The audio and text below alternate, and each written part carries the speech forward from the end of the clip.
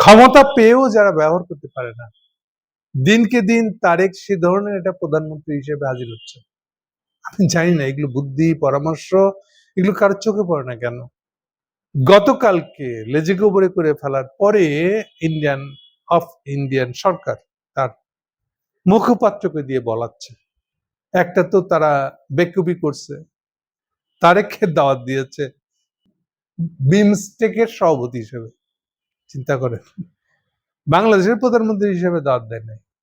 উনি ভাবছিল যে এই রাত সহসাতি করে পার হয়ে যাবে, আমরা বোধহয় বুঝতে পারবো না।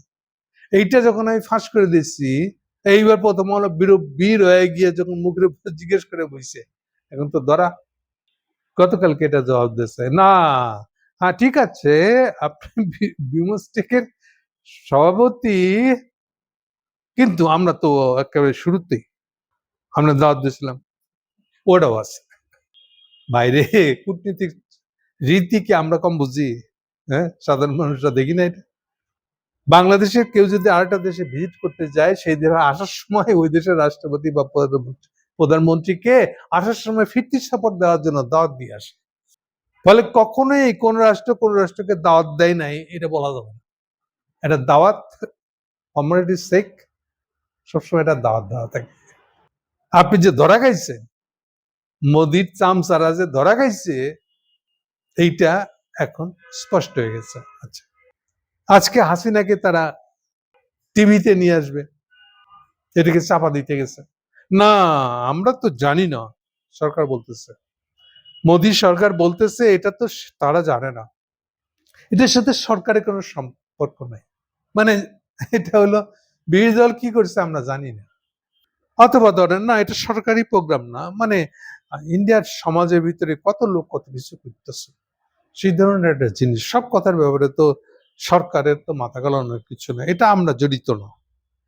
ফলে হাসিনাকে নিয়ে আজকে প্রেসে আসে কি হবে, এটার সাথে তারা জড়িত না।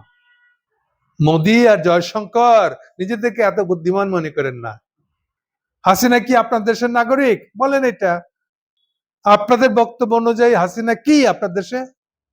কেন তাকে বক্তব্য দিতে দিচ্ছেন আপনি?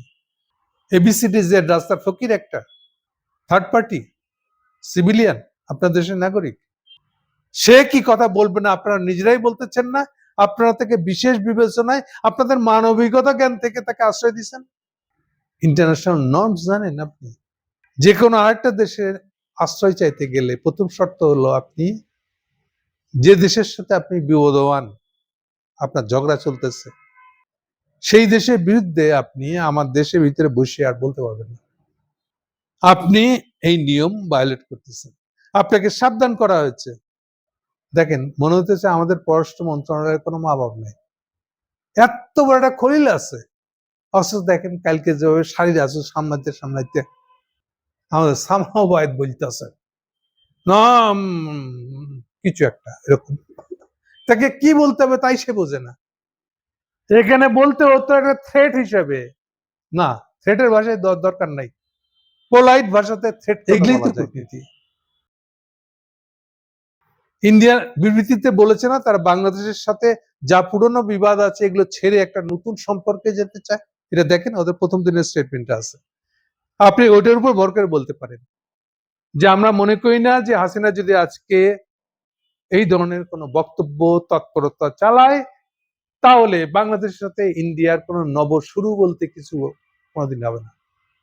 আমরা বিশ্বাস করি না, আমরা এই ব্যাপারে আমরা জিনিসটাকে খুবই আপত্তির চোখে দেখি। আশা করি ইন্ডিয়া আমাদের এই আপত্তিটা বিবেচনা রাখবেন, মাথায় রাখবেন। এটাও তো বলতে পারতেন, is a threat, is a conditional, যে আপনি এটা যদি করেন তাহলে আপনি যে নতুন করে ভালো সম্পর্ক চান না এটাই আমরা মনে করব। এই কথাটুকু বলা যেত তো নাকি? যখন এই ধরনের আসল কথা বলতে হবে তখন আর পররাষ্ট্র মন্ত্রণালয়ের কোনো লোক নেই, তখন কোনো উপদেষ্টাও নাই, তখন খলিশাবও নাই, উপমন্ত্রী সেও নাই, সচিবও নাই, কেউ তখন আর হাজির না। তারেক রহমানের সংসার মানে তার রাষ্ট্র সরকার এইভাবে চলবে? ফাইনালি কি করছে আজকে খুব বুদ্ধিমান, এটা নিয়ে একটা বিবৃতি দিয়েছে তারা, রিজভিক দিয়া। রিজভিক দেওয়ার মানে কি? রিজভি মানে হলো সে অফিস সেক্রেটারি, অফিস রিপ্রেজেন্টেটিভ করে, মানে কি এটা বিএনপি তার পার্টি থেকে দিতে আছে, এটা কি আপনি উঁচা করলেন না নিচা করলেন? মানে এই কথাটা আপনার সরকার দিক থেকে বলা যাবে না, বলতে পারবেন না, বললে আবার কি হয় না হয় এটা নিয়ে চিন্তিত আপনারা। এই জন্য রিজভি থেকে বক্তব্য দিলাম। রিজভি কি বলছে, না ইন্ডিয়া ডাবল স্ট্যান্ডার্ড করতেছে। ভাই এইসব সুশীল মার্কের কথা, পিটি হাত বুলানের কথা দিয়ে ইন্ডিয়ার সাথে ডিলিং হবে না।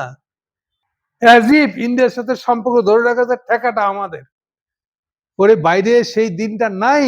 সিম্পলি একবার চায়না গেছে তারেক, তাতেই দেখেন কিরকম দুইটা দেশের, ইন্ডিয়া এবং আমেরিকা দুইটারই কেমন মাজা ভেঙে গেছে, কথা সুর বদলে গেছে, হম্বি তম্বি কোথায় হাওয়া হয়ে গেছে। এখন তো কিছুই করে নাই তারেক সরকার পরবর্তীকালে, অথচ নিজের ওজনটা নিজে নিতে জানেন না। সবচেয়ে বাজে কাজ হয়েছে এই রিজভী সাহেবকে দিয়ে এই বিবৃতি মারাটা, এটা দায় সারা।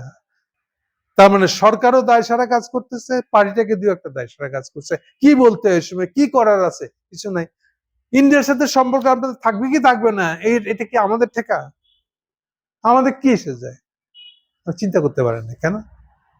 তারেক রহমানের একটা মনে দুঃখ আছে, একটা ট্রমা আছে। 1/11 পরে আমাকে তারা খুব খারাপ সময় দিচ্ছে, তো সেই জন্য আপনাকে ওদের ভয়ে থাকতে হবে?